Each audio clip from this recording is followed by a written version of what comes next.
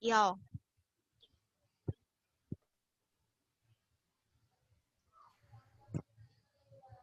Assalamualaikum warahmatullahi wabarakatuh. Kami dari kelompok 5, materi ke-13 yang berjudul Inovasi Pendidikan dalam Konteks Sarana dan Prasarana Pendidikan. Saya selaku moderator. Selanjutnya yang beranggotakan Anissa, Wanti, Marcella, Grace, Esti, Erpi, dan Farida. Untuk yang pertama, pengertian inovasi yang akan disampaikan oleh Anissa Erdalia Meta. Kepada Anissa dipersilakan. Baiklah, saya akan menjelaskan tentang pengertian inovasi. Menurut Sutirna tahun 2018 halaman 23, inovasi adalah sebuah ide atau hal-hal yang praktis, metode, cara, barang-barang buatan manusia yang diamati atau dirasakan sebagai suatu yang baru bagi seseorang atau kelompok masyarakat. Yang kedua itu menurut Daniel Bernofli dalam Sulitonga dan Legu 2018 halaman 3, inovasi merupakan proses lanjutan dari penemuan yang bertujuan untuk membuat penemuan tersebut menuju ke pasar, baik dalam bentuk produk atau proses. Selanjutnya menurut Sukmadi tahun 2016 halaman 29, inovasi adalah suatu penemuan baru yang berbeda dari yang sudah ada atau yang sudah dikenal sebelumnya. Kesimpulannya adalah inovasi adalah sebuah ide atau penemuan baru yang berbeda dengan yang dikenal sebelumnya untuk menuju proses kelanjutan yang bertujuan untuk menuju ke pasar, baik dalam bentuk produk atau proses. Baik, itu saja dari saya kembalikan ke moderator.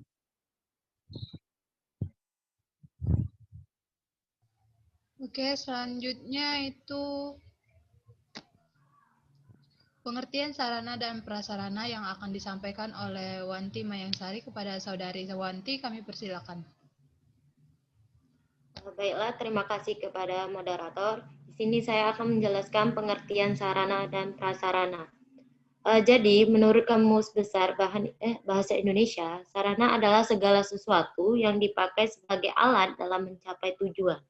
Sedangkan prasarana adalah segala sesuatu yang merupakan penunjang utama terselenggaranya suatu proses. Dalam Peraturan Pemerintah Republik Indonesia Nomor 19 Tahun 2005 tentang Standar Nasional Pendidikan menyatakan bahwa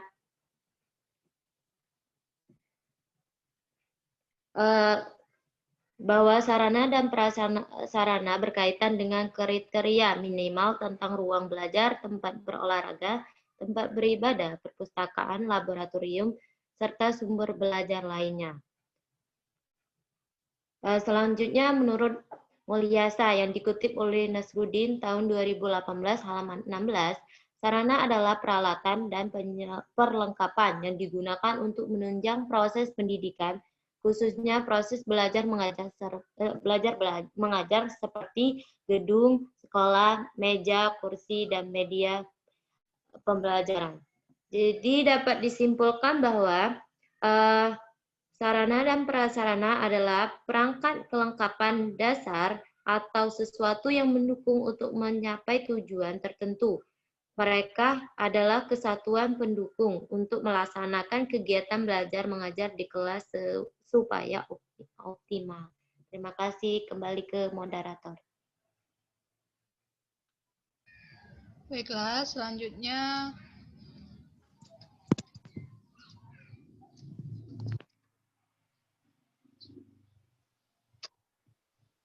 materi selanjutnya yang akan disampaikan oleh saudari Grace dan Marcella.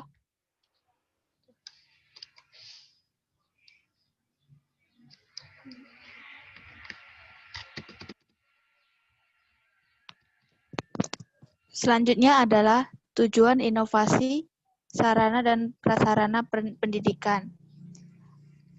Sesuai dengan kriteria dari Kemendikbud menyatakan bahwa teknologi tepat guna dalam proses belajar mengajar lebih memudahkan pelaksanaan proses belajar dan mengajar atau bimbingan dan konseling dengan hasil yang lebih optimal.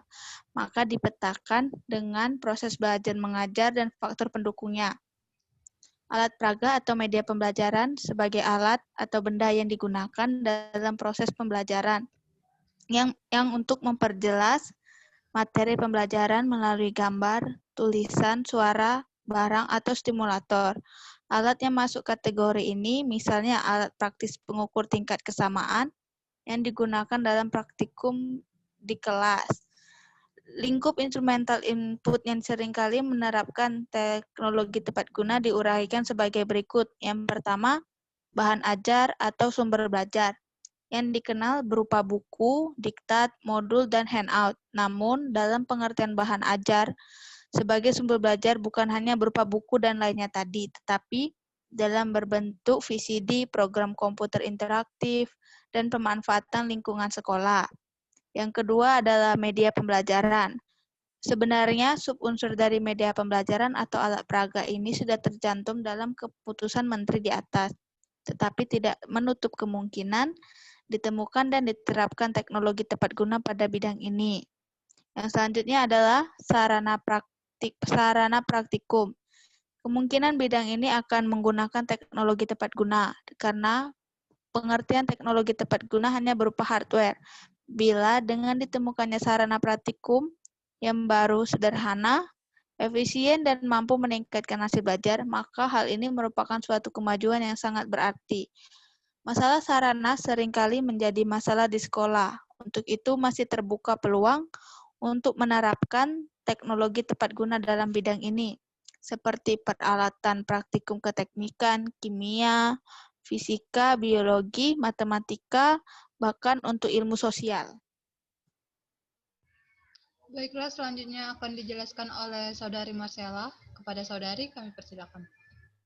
Terima kasih kepada moderator. Selanjutnya, prasarana sekolah. Prasarana sekolah seperti gedung, bangku, meja kursi belajar, dan sejenisnya juga sering mengalami masalah dalam hal penyediaan dan pemeliharaan. Penemuan teknologi tepat guna dapat berupa alat atau bahan yang murah dan mudah didapat untuk membuat bangunan dan bangku. Untuk mendukung proses pembelajaran. Selain itu, dapat pula ditemukan teknologi pemeliharaan prasarana yang memungkinkan prasarana menjadi lebih awet atau tahan lebih lama. Selanjutnya, sistem penilaian. Masalah penilaian menjadi masalah tersendiri bagi guru, termasuk sistem penilaian yang baru diperkenalkan dalam rangka implementasi kurikulum berbasis kompetensi. Dapat diterapkan dalam hal hardware maupun software untuk mempermudah sistem penilaian. Selanjutnya, sistem pembelajaran. Dalam hal sistem pembelajaran, maka dapat ditemukan hardware maupun software untuk mempermudah dan meningkatkan hasil pembelajaran. Jadi, kaitannya sangat erat dengan metode pembelajaran atau mengajar yang diterapkan di dalam kelas. Kemungkinan yang lain adalah ditemukannya teknologi tepat guna untuk mendukung sistem belajar jarak jauh, sistem belajar yang membuat siswa menjadi lebih aktif dan sejenisnya. Terima kasih. Ya, selanjutnya materi yang akan disampaikan ialah inovasi sarana dan prasarana yang ada di sekolah yang akan disampaikan oleh Saudari Esti. Kepada Saudari kami persilakan. Baik, saya akan menjelaskan tentang inovasi sarana dan prasarana yang ada di sekolah. Sarana dan prasarana adalah salah satu sumber daya yang menjadi tolak ukur mutu sekolah dan perlu peningkatan terus-menerus seiring dengan perkembangan ilmu pengetahuan dan teknologi yang canggih. Sarana dan prasarana sangat perlu dilaksanakan untuk menunjang keterampilan peserta didik agar setiap bersaing terhadap pesat teknologi.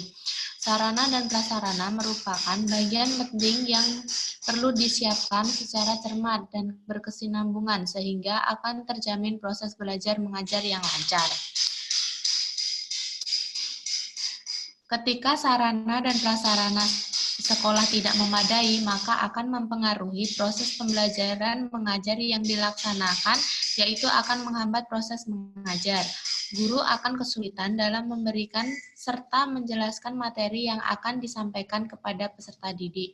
Begitu juga dengan peserta didik akan kesulitan untuk memahami apa yang dijelaskan oleh guru.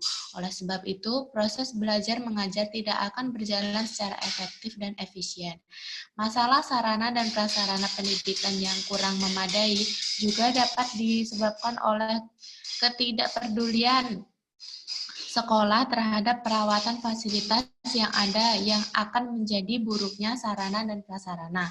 Sikap acuh tidak acuh dan tidak adanya pengawasan dari pemerintah, banyak fasilitas di sekolah yang terbengkalai. Maka hal ini akan menimbulkan ketidaknyamanan dalam menggunakan fasilitas yang ada karena keadaan sarana dan prasarana yang kurang memadai dan fasilitas yang rusak. Dengan adanya ketidaknyamanan ini akan mengakibatkan peserta didik enggan melaksanakan proses belajar dengan baik. Maka dari itu diperlukan kesadaran untuk menjaga sarana dan prasarana yang ada agar tetap digunakan untuk menunjang pendidikan. Baik, terima kasih.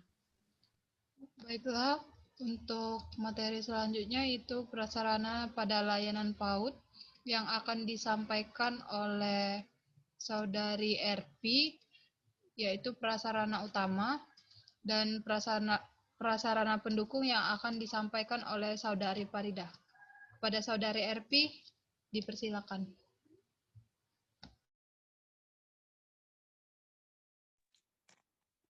Baiklah, di sini saya akan menjelaskan tentang prasarana pada layanan PAUD, yaitu prasarana utama.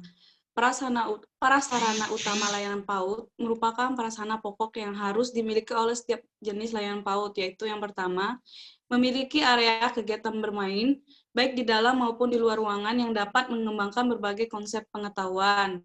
Yang kedua, yaitu ruang pendidik. Ruang pendidik berfungsi sebagai tempat berkumpulnya para pendidik untuk bertukar pikiran dalam rangka menyusun dan mengevaluasi program pembelajaran, serta meningkatkan mutu internal pendidik beserta teman sejawat. Yang ketiga yaitu ruang administrasi atau ruang pimpinan, kepala sekolah atau pengelola. Nah, berfungsi sebagai tempat untuk melakukan kegiatan pengelolaan administrasi kelembagaan, serta sebagai ruang pertemuan yang dilakukan dengan berbagai unsur, misalnya tamu dari Diknas terkait, komite sekolah, pendidik, dan lainnya. Dan yang keempat, yaitu ruang pemeriksaan kesehatan atau yang biasa disebut dengan UKS, berfungsi sebagai tempat penanganan diri bagi bagian anak atau tenaga pendidik kependidikan yang mengalami permasalahan kesehatan. Yang selanjutnya yaitu kamar mandi anak dan dewasa, berfungsi untuk membersihkan diri, mencuci tangan, buang air kecil atau buang air besar. Pintu kamar mandi sebaiknya tidak mudah terkunci. Dan selanjutnya yaitu mebel. Mebel berfungsi sebagai perlengkapan di dalam dan di luar ruang belajar seperti meja, kursi, lemari, loker, tempat hasil karya, dan lain-lain untuk mempermudah keberlangsungan aktivitas pembelajaran. Jumlah mebel yang disediakan disesuaikan dengan kebutuhan lembaga.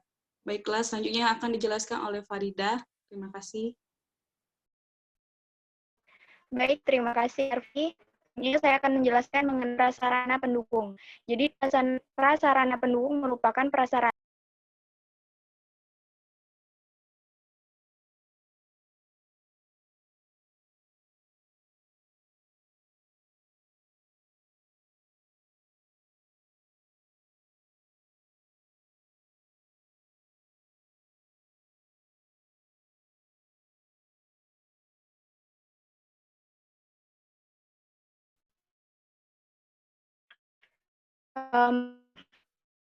saya lanjutkan. Jadi prasarana pendukung di sini ada 6. Yang pertama yaitu dapur. Jadi di sini dapur berfungsi sebagai tempat yang untuk mengolah makanan dan menyimpan alat-alat masak, bahan makanan, lemari pendingin, atau alat pendingin ASI. Semua peralatan ditata dan dikelompokkan berdasarkan fungsi kegunaannya. Kemudian area ibadah, yaitu berfungsi sebagai tempat untuk melaksanakan kegiatan ibadah sesuai dengan agama masing-masing anak dalam rangka menstimulasi semua aspek kembangannya, khususnya nilai-nilai dan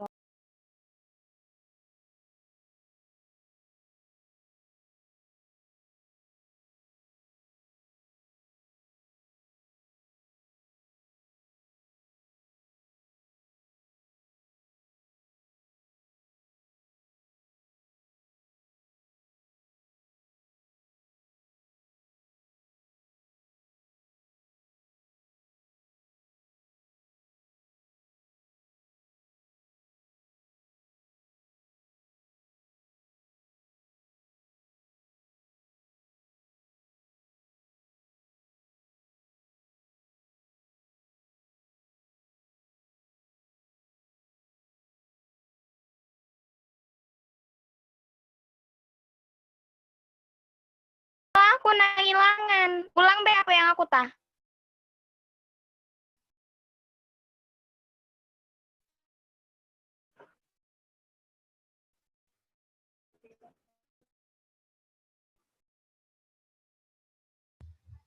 Kepada Saudari Farida dipersilakan untuk melanjutkan presentasinya. Baik, saya lanjutkan.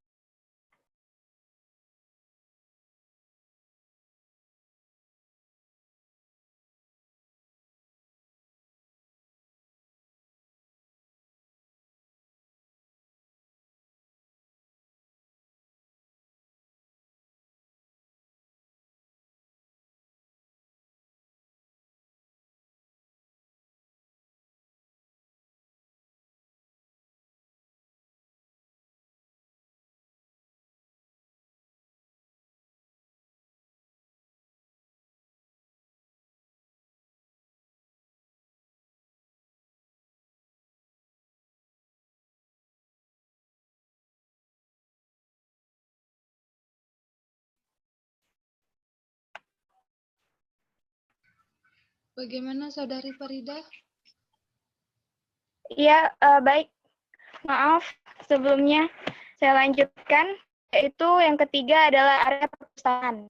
Area perpustakaan berfungsi sebagai tempat untuk meningkatkan pengetahuan berbagai bidang ilmu dan sebagai wadah untuk tukar-menukar informasi antara anak-anak, guru dan anak, terutama dalam mendorong anak untuk senang membaca. Kemudian, ruang konsultasi berfungsi sebagai tempat untuk berdiskusi dan konsultasi dalam menyelesaikan masalah yang terkait dengan anak, orang tua, dan pendidik. Kemudian kelima yaitu area parkir, berfungsi sebagai tempat menyimpan kendaraan milik semua orang yang berkepentingan dengan lembaga atau tempat yang aman, berada dalam pengawasan, dan tidak mengganggu lalu lintas pembelajaran. Kemudian yang terakhir yaitu ruang serbaguna. Ruang serbaguna ini berfungsi sebagai tempat serbaguna untuk melakukan kegiatan maupun pertemuan yang dilakukan oleh lembaga.